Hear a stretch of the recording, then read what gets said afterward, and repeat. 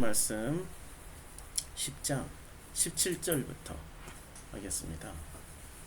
너희의 하나님, 그러니까 우리의 하나님이죠. 모세가 우리를 향해서 말씀하시니까, 광야 백성들을 향해서 말씀했으니까 우리가 광야 백성이잖아요. 우리의 하나님 여호와는 신 가운데 신이시며 주 가운데 주시며 크고 능하시며 두려우신 하나님이다 라고 소개를 하고 있습니다. 근데 왜 이렇게 소개를 할까? 우리는 궁금증을 가져야 돼요. 왜냐하면 출애굽기 3장에서 모세가 하나님께 이름을 물어봅니다. 당신은 누구십니까? 하나님이 모세에게 이르시되, 이제 대답을 해요. 근데 왜냐하면 모세가 하나님께 이르되, 내가 이스라엘 자손에게 가서 너희의 조상의 하나님이 나를 너에게 보내셨다 라고 말을 하면 그들이 모세에게 물을 것 아닙니까? 그러면 내가 만났던, 모세는 네가 만났던 그 하나님의 이름이 무엇이냐? 하나님의 이름이 궁금한 거예요? 실제 내용물이 궁금한 거예요? 예, 이름은 그렇게 중요한 게 아니에요. 그래서 어떤 사람은 이름을 많이 바꾸잖아요. 김사기에서 박사기로 바꿨다가 황사기로 바꿨다가 홍사기로 바꿨다가. 사기꾼들 이름 많이 바꿔요. 뭐를 감추려고요? 자기의 내용물을 감추려고. 이름 안에는 내용물이 담겨 있는 거지 이름이 중요한 게 아니에요. 그 이름에 담긴 그 정체가 중요한 거죠. 우리 기독교는 그 이름에 담겨 있는 내용물이 중요하다고 배웠습니까? 아니면 그 이름이 중요하다고 배웠습니까? 얼마나 쉬워요. 너무 쉽죠? 그냥 만국 공통으로 예수 이름 부르면 예수 천당, 예수 불신, 예수 이름으로 명하노니 귀신아 나가라! 나가라! 그런데 그게 통용이 안 되는 장면이 나옵니다. 아무리 예수 이름 불러도 안 된다. 어디서 나오냐? 신약 성경에서 나와요. 이 스게와의 아들들 아시죠? 유대 제사장의 아들인데 이게 이제 유대 19장에 나오네요. 사도행전 19장에 보면 스게와의 아들들이 바울이 귀신 쫓고 병 고치는 것을, 바울이 하나님 손으로 놀라운 능력을 행해요. 이에 돌아다니며 마술하는 어떤 유대인들이 시험 삼아 악기 들린 자들에게 주 예수 이름을 불러 말하되, 주 예수 이름 불렀어요. 내가 바울이 전파하는 예수를 의지하여 너에게 명하노라 라고 했더니 나갔을까요? 안 나갔을까요? 여기 결론이 안 나왔어요. 그러니까 지금 이 사람은, 이 마술하는 사람이 예수의 이름에 의지해서 했어요. 명하노라 했는데 나갔는지 안 나갔는지 안 나와요. 그 다음에 유대의 제사장 스게와의 7 아들도 이 일을 행해요. 그러니까 나갔는지 안 나갔는지 모르지만 스게와의 아들 사건을 보면 알 수 있는 거죠. 악귀가 대답하여 이르되 내가 예수도 알고 바울도 알거니와 너희는 누구냐? 악귀 들린 사람이 그들에게 뛰어올라 눌러 이기니 그들이 상하여 벗은 몸으로 그 집에서 도망하는지라. 그러니까 귀신이 나갔어요, 안 나갔어요? 그럼 이 스게와의 아들들은 어떻게 이 일을 행했어요? 마술사처럼 똑같이 예수 이름으로 했단 말이에요. 나갔습니까? 왜냐하면 스게와의 7 아들들은 예수의 내용물을 모르는 거예요. 예수의 내용물을 모른 채 예수 이름으로 했더니 오히려 귀신에게 상함을 당해요.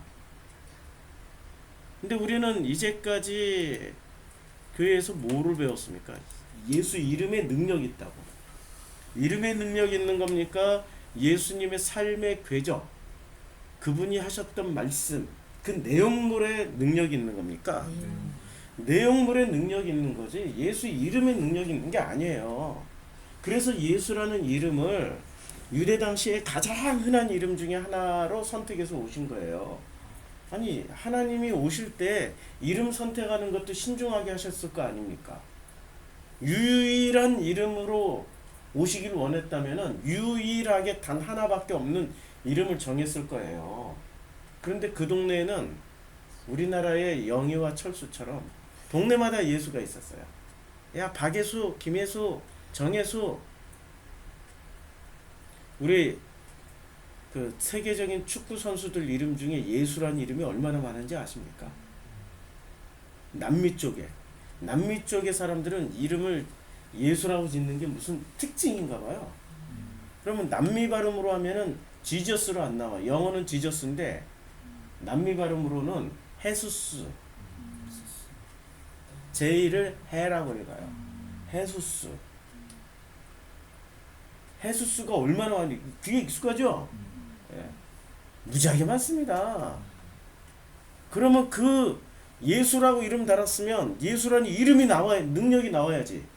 이름이니까. 근데 능력이 왜 안 나와요? 예, 내용물이 없는 거예요. 그러니까 우리는 정말로 중요한 게 내용물이란 말입니다. 근데 출애굽기 3장에서 그러면 물어봤어요. 도대체 묻기를 그 여호와의 당신의 이름이 무엇이냐라고 물어보면 모세인 제가 당신의 이름이 무엇이라고 그들에게 말하리까라고 물어봤더니 하나님이 모세에게 이름을 가르쳐 주신데 이름을 가르쳐 주십니까? 내용물을 가르쳐 주십니까? 내용물을 가르쳐 줘요. 나는 스스로 있는 자다. 와, 이거 스스로 있는 자라는 것을 이걸 풀어서 설명을 하려면 책이 몇 권 나와야 될까요? 책에 이거 뭐 수천 권, 수만 권 나올 수 있는 거죠. 나는 스스로 있는 자니라라는 요 이름 내용물을 하나 가지고 에리 프롬이라는 사람이 철학자이자 심리학자예요. 에리히 프롬. 네, 아이고 이게 한글이 아니었구나. 에리히 프롬 너희도 하나님처럼 되리라. 자, 에리 프롬의 이제 명서 읽기 이렇게 소개하고 있습니다. 에리 프롬의 너희도 신처럼 되리라 이렇게 나와요. 이게 굉장히 유명한 책인데 에리 프롬의 사랑의 기술이라는 책이 더 유명해가지고 그것만 읽어요. 사랑의 기술 다들 보셨죠? 사랑의 기술. 예. 한국 사람들은 봤어요. 근데 에리 프롬이 사랑의 기술이라는 책을 통하여 가지고 해줬던 얘기가 핵심이 뭐예요? 에리 프롬의 사랑의 기술의 핵심은 인간은 본래부터 외롭고 고독하고 쓸쓸하다. 왜냐하면 신과 단절이 되어 있기 때문에. 그 단절의 경험은 그 죽음에 이르는 절망과 같은 케이르케고르의 죽음에 이르는 절망과 같은 병이요 죽음에 이르게 하는 병이다. 그것을 극복하는 방식은 단절된 신과 하나님과 내가 서로 만나는 거다. 이게 에리 프롬의 이야기. 에리 프롬이라는 사람은 유대인이에요. 그리고 이분은 미국의 콜롬비아 대학인가? 뭐 어디 대학교에서 강의도 하셨고 마지막에는 멕시코에서 교수 생활을 하다 가셨어요. 그런데 이분이 쓴 책 중에 너희도 신처럼 되리라. 이 책의 내용이 무슨 책이냐면 한마디로 이런 거예요. 한마디로 다 정리하면은 3장 14절 나는 스스로 있는 자다에 대한 해설서입니다. 요거 한 문장 가지고 책을 한 권 쓰신 거예요. 이게 무슨 뜻이냐 이거죠. 이게 무슨 뜻이냐. 그러니까 지금 모세에게 가르쳐준 이름은 이름이자 실제로 뭐예요? 내용물이에요. 이걸 풀어서 쓰면 책이 나온다는 얘기예요. 나는 스스로 있는 자다. 에리 프롬이 썼던 내용 중에 첫 출발이 이겁니다. 나는 스스로 있는 자라는 것은 정말 지구상에 존재할까? 우리는 스스로 존재하는, 스스로 태어난 사람 있어요? 스스로 태어난 건 이 지구상에 아무것도 없어요. 심지어 이 물건조차도 스스로 태어난 물건은 한 개도 없어요. 누군가가 만들어낸 거지. 공기조차도 스스로 태어나질 않아요. 이 우주조차도 스스로 태어나질 않습니다. 빅뱅이라는 걸 통해서 만들어지는 거죠. 스스로 태어나서 스스로 존재할 수 있는 거는 온 우주에 아무것도 없다는 거예요. 그런데 스스로 존재한다라는 말은, 이거는 스스로 태어나지 않은 존재가 생각할 수도 없고 이런 말 자체를 꺼낼 수도 없고 아예 개념조차도 없기 때문에, 이런 말을 꺼낼 수 있는 개념은 스스로 존재해본 그 존재만이 할 수 있다는 얘기입니다. 그런데 이 하나님은, 지금 모세에게 등장하신 이 하나님은 인간의 모든 통념들을 깨고 인간이 상상도 추측도 감히 짐작도 할 수 없는 수준의 존재를 던져준 거예요. 스스로 존재한다. 있을 수 없는 일입니다. 그분이 하나님이세요. 이렇게 시작해요. 이 에릭 프롬의 책은. 그러면 신명기 10장으로 다시 건너와 가지고 신명기 10장 17절에서 너희 하나님 여호와는, 자, 신 가운데 신이다. 그럼 이게 말이 됩니까? 지금 스스로 존재하는 분이 신 가운데 신. 여기서 존재하는 신은 신 가운데 신이라는 말 중에 요 신들 가운데서 라는 말은, 이게 스스로 존재하는 신이에요? 아니면은 피조물 중에 신들이란 얘기입니까? 피조물들 중에 신이란 얘기죠. 비교 대상이 아닌데 이렇게 소개를 하고 있습니다. 모세에게는 나는 스스로 있는 자니라 라고 소개를 했어요. 그쵸? 그럼 그거를 모세는 지금 백성들에게 가르쳐 주려면 어떻게 가르쳐 줘야 돼요? 스스로 있는 분이야 라고 얘기를 해주면 되는데, 왜 여기서 이렇게 신 가운데 신이시며 주 가운데 주시며 크고 능하시며 들어오신 하나님이다 라고 소개를 하고 있을까요? 그들의 수준대로. 자, 우리도 스스로 있는 분, 내가 설명을 하기 이전에는 스스로 존재하는 분이야 라는 게 더 와닿았어요. 신 가운데 신이시며 주 가운데 주시며 크고 능하신 두려우신 하나님이시다, 이렇게 얘기하는 게 더 와닿을까요? 이게 더 와닿죠. 우린 그런 존재라니까요. 우리는 우리의 상식과 우리가 가지고 있는 어떤 지식의 한계를 넘어서면은 우리는 그걸 감지를 못해요. 이해를 못하는 거예요. 내 마음으로 와닿지 않는 거예요. 그러니까 모세가 이것을 변환해서 해주는데, 이 변환도 완벽한 변환이 아니에요. 완벽한 변환이 아니라는 거죠. 모세 개념에는 이렇게 설명했을게요. 제가 이제 모세처럼, 모세가 이런 생각을 하고 있을까요? 야, 너희들이 이제까지 만들었던 그 피조신, 그 피조신들이 있잖아요. 그 창조, 스스로 창조주가 되신 게 아니라 창조주가 만들어낸 그 피조신, 너희들이 그런 일도 해봤잖아. 송아지를 엘로힘이라고도 불러봤고, 바로를 신이라고도 불러봤고, 너희들이 수많은 물건들을 신이라고도 불러봤고 사람들을 신이라고도 불러봤잖아.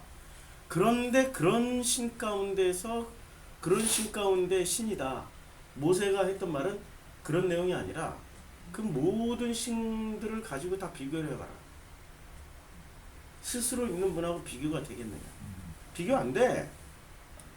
그리고 너희들이 주님이라고 불렀던, 주님이 뭐예요? 바로가 주님이잖아요. 나의 주인님. 아니, 바로가 주님이라는 증거를 창세기 47장에서 보여줬잖아요. 다시 보여드릴게요. 그러니까 모든 걸 다 팔아먹었어요. 사방에 먹을 것이 없어가지고 돈도 거둬들이고, 그래서 돈이 떨어지고, 그리고 가축도 떨어지고, 그 다음에 아무것도 남은 게 없으니까 뭐만 남아요? 우리 몸과 토지만 남았기 때문에 그냥 우리 그 토지와 각기 시달려 토지도 팔고 몸도 바치고 해가지고 결국은 누구한테 다 바쳤어요? 예, 바로에게 바쳤어요. 그냥 모두 다 바로에게 다 바쳤더니 어떻게 됩니까?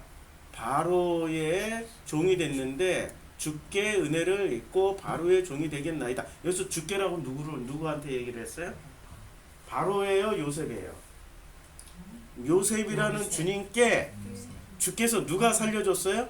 요셉이라는 주님께서 우리들을 살리셨사오니 우리가 요셉이라는 주님께 은혜를 입고 그래서 그 주님을 통하여서 바로의 종이 되겠나이다.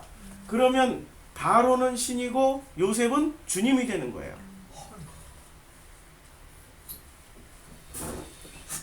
그러면 신명기 10장에서 10명기 맞죠?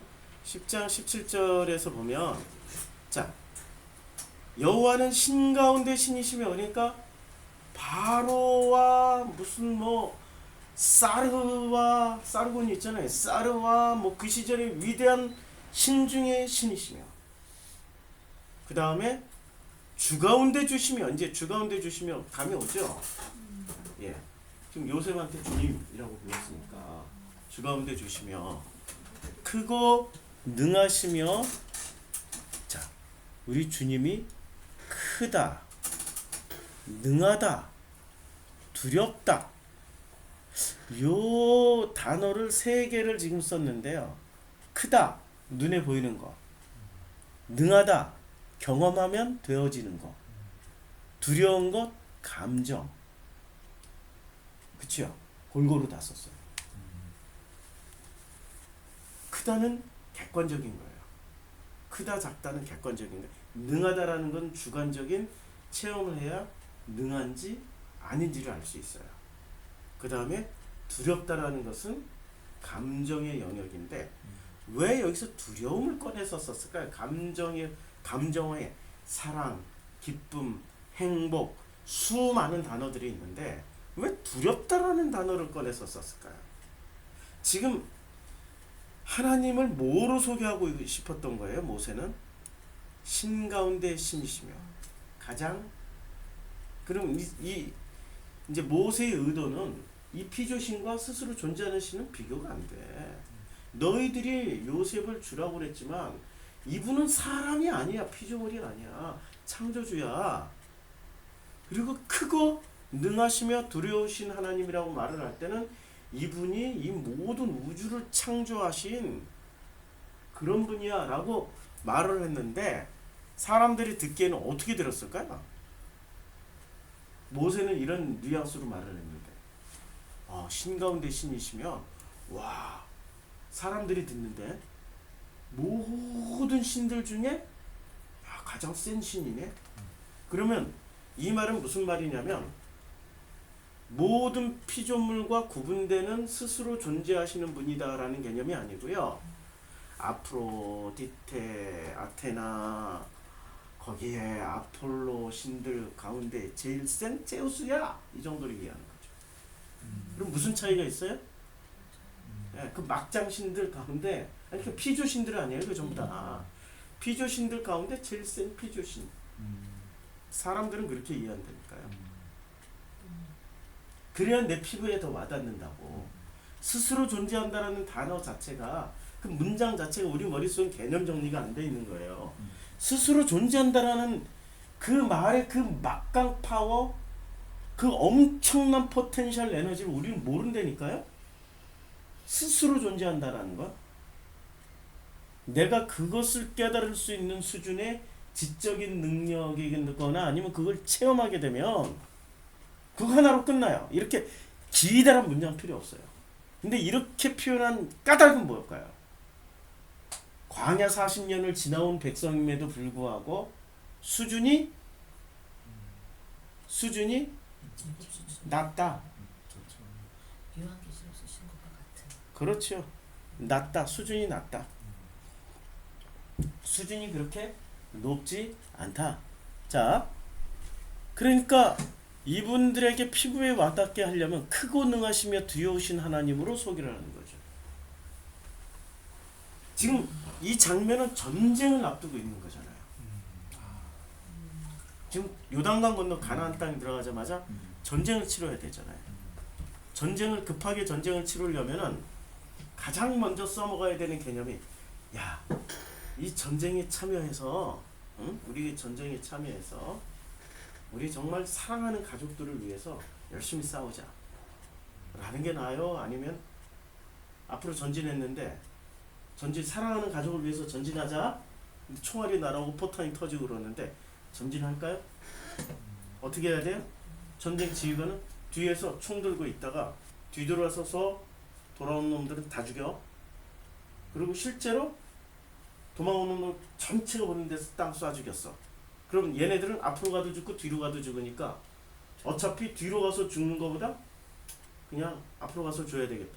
이렇게 만들어 놓은 가장 큰 감정적인 요인은 두려움이에요. 죽음보다 더 큰 두려움이 어떻게 죽느냐를 지금 전쟁을 치르다 죽느냐 자기 편 손에 맞아 죽느냐. 실제로 전쟁터에서는 이렇게 해요. 왜냐면 인간에게 두려움과 공포가 있기 때문에 전진 앞으로 하면은 전진 앞으로 못 가는 사람들이 태반이거든요. 그것도 20대 초반의 어린애들이라고. 전쟁터에 나간 그 군인들을 보면 제가 옛날에 국군 아저씨라고 했지만 요게 습관이 붙어가지고 아직도 나이 40된 50된 사람들도 국군 아저씨 이렇게 말을 한다고요. 뭔가 성장을 아직 안 한 거야. 애들이거든 애들. 20대 초반에 젊은 제가 아버지 나이가 돼서 보니까 우리 아들을 생각하면 그런 그 공포와 이런 것들을 충분히 느낄 수 있는 나이에 어떻게 전쟁터에 앞서서 나갈 수 있겠어요. 그러니 크고 능하시며 두려우신 하나님이라 라고 소개를 해야 되는 거죠. 자, 사람을 그리고 여기서 사람을 외모로 보지 아니하시며 뇌물을 받지 아니하시고. 사람을 외모로 본다. 외모라는 단어가 이게 판님이에요. 얼굴로 취하지 않는다는 얘기예요. 얼굴. 그냥 이 판님이라는 단어가 얼굴이라는 뜻도 있고 뭐 표면이라는 뜻도 있고 보여지는 것 이런 것이란 뜻이 있기 때문에 사람을 판님 즉 보여지는 것으로 보지 아니에요. 보여지는 것. 교회에 와서 열심히 충성, 봉사, 헌신 다 해요. 그럼 그게 보여지는 거잖아요. 하나님은 그걸로 안 봐. 그걸로 안 본다니까. 뭐로 봐요? 사무엘상 16장에 보면 중심으로 보시는 분이시죠. 중심은 뭡니까? 마음이에요. 그 마음의 동기가 뭐냐 이거야. 열심히 와서 충성 봉사 열심히 섬기는 교회의 충성 봉사 목사를 잘 섬기는 이유가 축복이다. 이러면 하나님은 그 중심을 안 받겠죠. 최소한 뭐가 돼야 돼요? 축복이 아니라 그 마음의 중심에 뭐가 담겨 있어야 돼요? 네? 뭐가 담겨 있어야 돼요? 지금 모세가 얘기했잖아. 크고 능하며 두려우신 하나님 정도는 담겨 있어야 되는 거죠. 지금 모세가 말한 대로 크고 능하고 두려우신 하나님 정도는 담겨 있어야 되지. 근데 열심히 충성 봉사 섬기는 거는 크고 능하시며 두려운 하나님이기 때문에 이러는 겁니까? 아니에요. 그 사람들 머릿속에는 크고 능하고 두려운 하나님은 감에도 없어. 스스로 존재하시는 분에 대한 감은 없어. 대신에 이렇게 큰 대형 상회를 설립하시고 만들어내신 이 주의 종을 보니 진짜 주님의 놀라우신 능력이 임했다. 내 눈에는 하나님이 보이지 않지만 스스로 존재하는 그분은 보이지 않지만 이야 이분을 보니 이분만 따라다니면은 떨어지는 콩고물 떨어지는 떡고물 떨어지는 밥풀떼기라도 잔뜩 얻어먹을 수 있겠다. 그 속에 어디 크고 능하시며 두려우신 하나님이 어디 자리 잡고 있습니까? 전혀 없는 거죠. 우리 신앙생활 그렇게 하잖아요.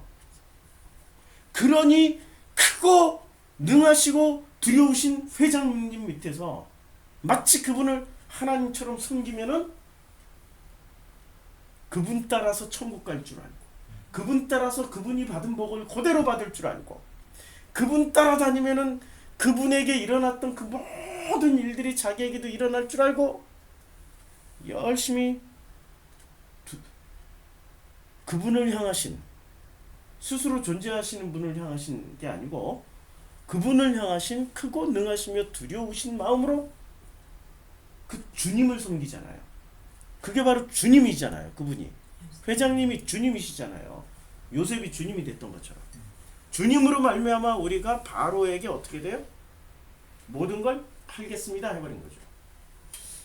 주님으로 말미암아 신 가운데 신이시며라고 얘기했을 때 요 신들에게 팔아버리는 거죠. 여러 신들. 그렇잖아요. 누구 따라서요? 회장님 따라서. 이게 지금 우리들의 모습이라는 거예요. 사람을 외모로 보지 아니하시며 이제 뇌물을 받지 않는 거예요.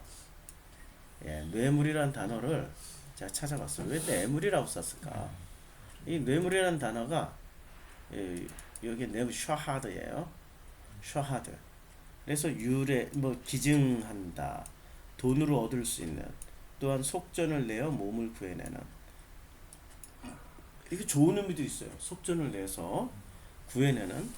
일단 이게 무슨 여기서 유래를 했다는데 샤하드, 기증하다, 매수하다, 고용하다, 선물을 주다 이런 뜻인데 일단 성구 사전을 보자고요. 어떤 용법으로 쓰여졌는지 출애굽기 28장 8절에 두 번 쓰여졌어요.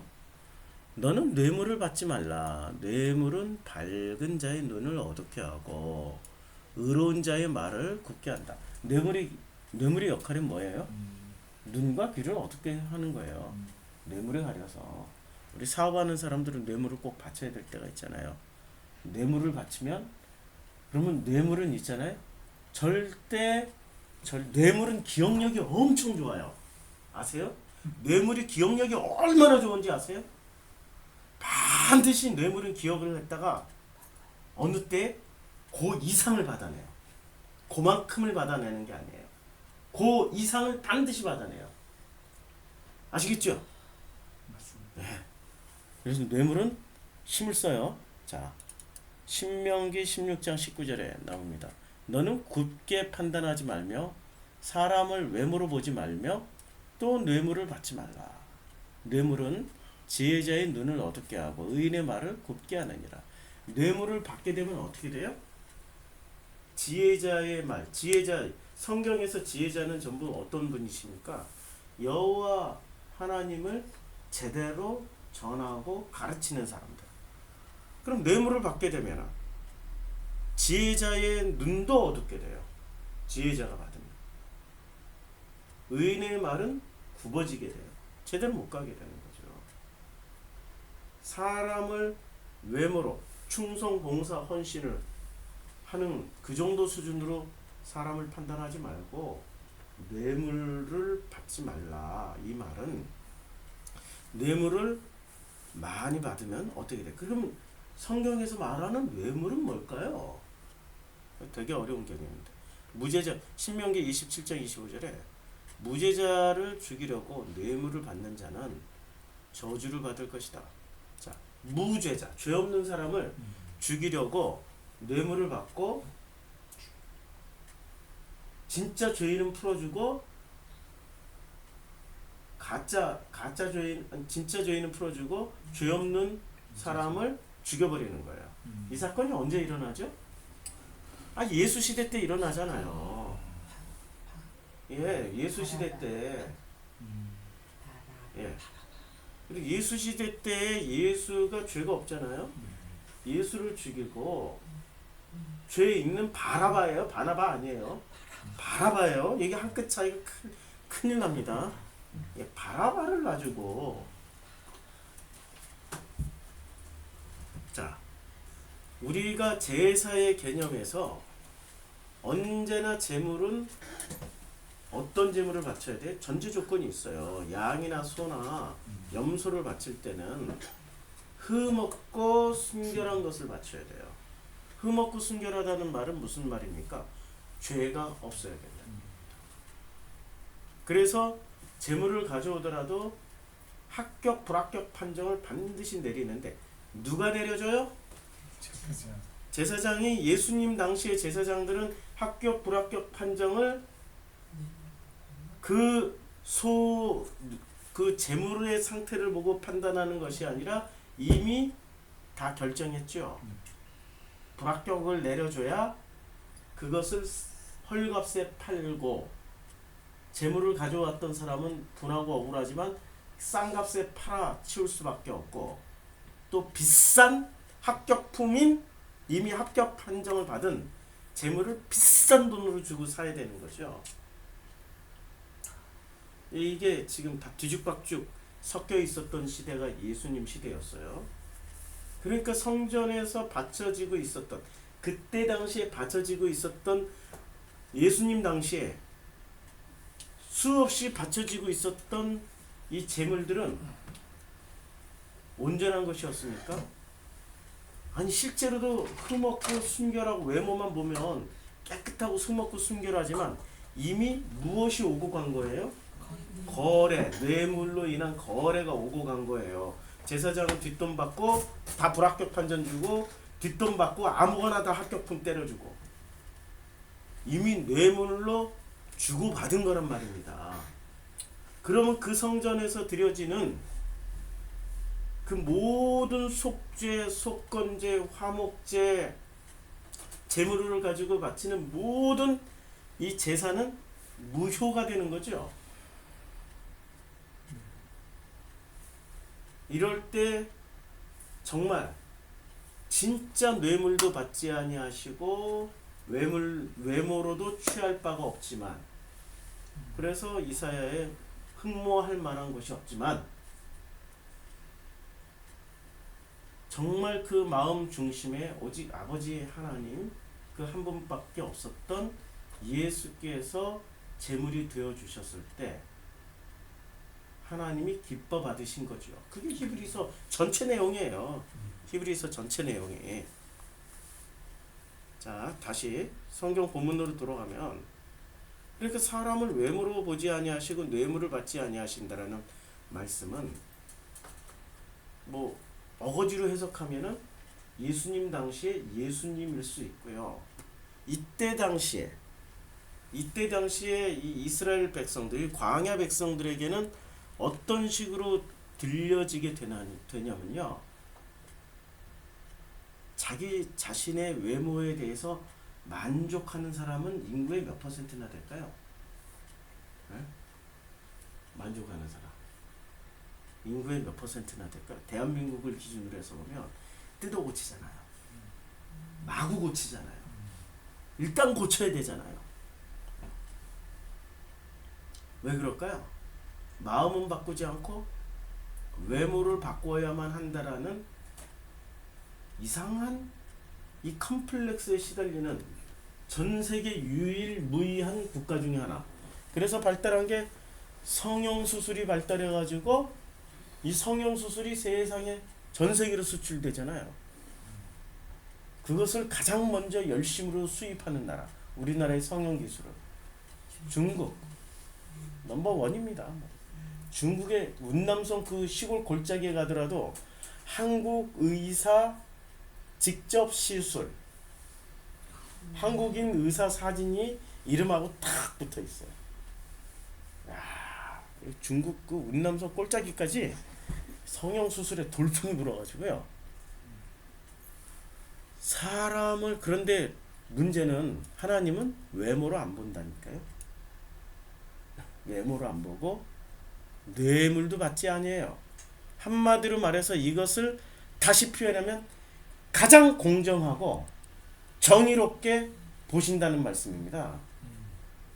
그 누구의 말에도 휘둘리지 않고 그 누구가 와서 이렇게 정보를 주고, 그럼 한마디로 말하면 이게 무슨 뜻이에요? 무당, 너희들 필요 없어. 너희들이 중재자야? 필요 없어. 목사, 너희들이 뭐 중재자야? 필요 없어. 신부, 너희들이 무슨 권한으로 나의 대리인 역할을 해? 필요 없어. 다시 말해서 너희들이 회장님 뒤따라다니면서 떨어지는 고물이라도 얻어먹으려고 그러지 나는 그를 중재자로 세운 적이 없어. 나는 내가 직접 공의롭고 정의롭게 사람을 외모로 보지 않고 뇌물도 받지 않고 바로 심판할 거야. 살떨리는 말씀이죠. 그러니 크고 능하시며 두려우신 하나님이라고 소개를 하고 있는 겁니다. 크고 능하시며 두려운 하나님. 그래서 사람을 외모로 보지 아니하고 뇌물을 받지 아니한다. 이게 가장 공의롭고 정의로운 그 표현이란 말이에요. 18절에 그래서 고아와 과부를 위하여 정의를 행하십니다. 이 정의의 개념은 뭐예요? 외모로 보지 않고 뇌물을 받지 않는 게 정의의 개념이에요. 그러면 고아와 과부를 어떻게 봐요? 여기 정의를 행하신다고 그랬으니까 고아와 과부라도 외모로 보지 아니하시고 뇌물을 받지 아니하시고 스스로 존재하는 그분께서 크고 능하시며 두려우신 하나님의 방식으로 외모로 보지 아니하시고 뇌물을 받지 아니하고 고아와 과부를 보시겠다는 거예요. 그러면 고아와 과부가 누굴까요? 지금 광야에 나온 백성들한테 고아와 과부 뭐 그냥 있는 그대로 현실을 얘기하면은 주변국에서 먹고 살 길이 없다, 우리 종살이 힘들다, 우리를 그냥 살려달라, 붙여달라 해가지고 끊임없이 유입해 들어오는 그런 고아와 과부도 있을 것이고요. 고대 사회에서 남편 잃으면 먹고 살 길 없잖아요. 자식 새끼 데리고 어디 갈 데가 없으니까 이야 저기 광야에 나가면 모세 지도자 밑에 가면은 어느 족속이든 편입시켜 주시고 먹고 살게 해주시겠다. 그래서 민수기 숫자 세는 게 계속 틀려져요. 숫자 세는 것도 틀려지고 부르는 족속들 12지파도 달라져요. 계속 민수기에서는. 그러니까 이거는 표면적인 뜻이고 실제적인 뜻은 애굽에 있었을 때 그들의 아버지는 누구였어요? 바로. 그 아버지 밑에서 주님의 역할을 하셨던 분은 누구셨어요? 요셉. 그것이 다 애굽에서 홍해를 건너 광야로 나오는 순간 뭐가 되는 거예요? 고아와 과부가 되는 거야. 그리고 과부는 왜 되냐? 고아는 이해가 되는데. 그러면 내 남편은 누구였어요? 아니 가나안 땅으로 생각해줘요. 가나안 땅에 내 남편은 누구였어? 가나안 사람들의 남편. 바알, 아세라, 몰레 이런 거였잖아요. 근데 그런 것을 다 버리고 홍해로 건너왔다면은 이 사람은 고아예요, 과부예요? 바알이란 뜻이 나의 남편이란 뜻이에요.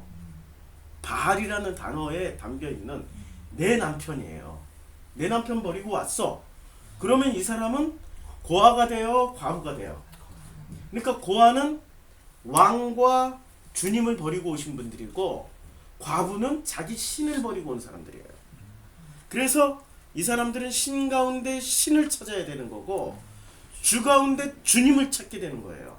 이 사람들이 바로 신 가운데 신을 찾기 위해서 나온 사람들, 주 가운데 주님을 찾기 위해서 나온 사람들이 고아와 과부란 말입니다. 이 눈에 보이는 고아와 과부도 해당돼요. 눈에 보이는 고아와 과부도 무시하면 안 되는 거예요. 유입인구들. 유입인구는 뭐를 버리고 왔어요? 먹고 살 길이 없어서 왔지만 그러나 실제로 뭐를 버리고 온 거예요? 나 바알 의지했다가 과부 됐어. 실제로 고아가 됐어. 바알 버리고 온 사람들일 수도 있고요. 그렇죠. 유입인구가 계속 들어오는 거예요. 광야는 열린 공간이지 닫힌 공간이 아니에요. 광야라는 데가 열린 공간이지 닫힌 공간은 아니란 말입니다. 이게 중요한 거예요. 광야라는 것은 끊임없이 늘어났다가 줄어났다가도 할 수 있는 그런 공동체였어요. 어떻게 할 수 있어요? 아니 미디안 여자도 들어와서 섞여서 살고 결혼해서 살았잖아. 이렇게 말을 하면은 사람들이 자꾸 의심을 해. 우리 사고 구조가 굳어 있고 잘못 배웠거든. 미디안 여자도 결혼해서 같이 살았잖아요. 그쵸? 한번 대청소 한번 하잖아요. 미디안 여자들 쫓아내고. 자, 고아와 과부를 위하여. 그래서 고아와 과부는 실제로 고아와 과부일 수도 있고, 신 가운데 신을 찾으러 나온 사람은 고아. 아니 이게 과부. 주 가운데 주님을 찾아 나오신 분은 고아. 그래서 고아와 과부를 위하여 정의를 행하시고, 정의를 어떻게 해요? 외모로 취하지 아니하시고 뇌물을 받지 아니하시고, 가장 객관적으로 뭐를 보세요? 마음의 중심을 보신다는 거예요. 그게 정의야. 정의를 행한다라는 건 마음의 중심을 보시는 거예요. 자, 나그네를 사랑하여. 이제 나그네가 나오죠. 그러니까 고아와 과부들 중에는 상당수 나그네가 있었다는 거예요. 그래서 나그네를 사랑해. 그에게 떡과 옷을 주셔. 떡과 옷. 이것은 말씀과 구원의 상징이죠. 떡은 말씀, 먹이는 거. 밥을 많이 먹어야 돼. 이렇게 40년 동안 광야에서 이들은 식탁 공동체를 이룬 거예요. 식탁 공동체. 아시죠? 식탁을 중심으로 해서 밥을 같이 먹는 사람들. 그 사람들의 이름을 뭐예요? 날마다 함께 밥을 먹으니까 식구. 그게 가족이 되고, 식구가 가족이 되는 거예요. 식구가 먼저예요? 가족이 먼저예요? 식구가 먼저예요. 밥을 먹다 보면 가족이야. 그리고 우리는 뭐예요? 식구, 가족. 야, 우리는 벌써 참 놀라워요. 자, 이게 그들에게 떡, 그러니까 식구가 되라는 것이고, 이 옷이라는 것은 구원의 상징이잖아요. 그 탕자가 돌아왔을 때 제일 먼저 뭐부터 입혀줘요? 옷부터 입혀줘. 구원 받았다. 건드리지 마. 이거잖아요. 그래서 너희는 나그네를 사랑하라. 전에도 너희도 애굽 땅에서 나그네 되었음이라. 나그네. 그러니까 나그네를 사랑해야 돼요. 나그네 실제적으로 존재했던 나그네는 뭐예요? 고아와 과부. 지금 이 광야까지 들어온 사람들은 실제 고아와 과부일 수도 있고, 또 이게 중의적인 의미라서 제가 계속 두 번씩 설명하는 거예요. 신 가운데 신을 찾기 위해서 자기 신을 버리고 온 사람들, 주 가운데 주님을 찾기 위해서 자기 주님을 버리고 온 사람들, 그들이 과부고 그들이 고아였다라는 거예요. 그리고 그렇게 오신 분들을 나그네라고 그랬고요. 그래서 너희는 나그네를 사랑하라. 전에 너희도 애굽 땅에서 나그네가 되었어. 애굽 땅에서 뭐를 찾고 있었어요, 이 사람들이? 바로는 아닌데, 이건 아닌데 해서 무슨 짓을 했습니까, 이분들이? 출애굽기 2장에서 그래서 이분들이 부르짖었어요.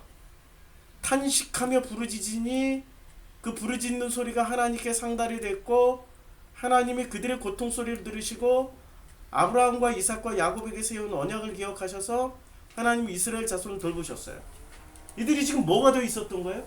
부르짖으면서, 그랬더니 하나님이 오셔서 모세를 통하여서 이들을 광야로 끌어내셨잖아요. 그리고 부르짖기 전까지는 이들은 과부도 아니고 고아도 아니었고 나그네도 아니었어. 근데 부르짖는 순간부터 이들은 하나님에 의해서 고아, 바로라는 신을 버리고 요셉이 세웠던 그 주님의 시스템을 버리고 광야로 나오게 된 고아와 과부가 나그네처럼 된 거예요. 그치요? 자, 그래서 10장